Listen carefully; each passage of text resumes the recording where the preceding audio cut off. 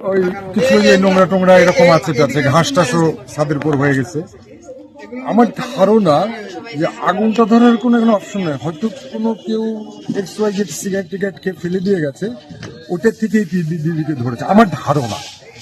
তারপরে এখন এটা দেখলে বোঝা যাবে যে আসলে কি, কিন্তু এইটা আগুনটা এত লেলিহান হয়ে উঠেছে, আমার নিচে যখন চলে যাচ্ছে হঠাৎ করে দিকে ধোঁয়া। আমি তখন দৌড়ে আসি, তখন এই নাট্যকলা সব স্টুডেন্টকে ডাকছি, ওরা তখন বালতি দিয়ে পানি দিয়ে আর আমাদের এই যে মানে আগুন নেভানোর যে যন্ত্রটা ওগুলো দিয়ে চেষ্টা করে মোটামুটি একটা নিয়ন্ত্রণ আছে। যে ভাগ্য যে বড় ধরনের কোনো এটা অনেক বড় ভাগ্য।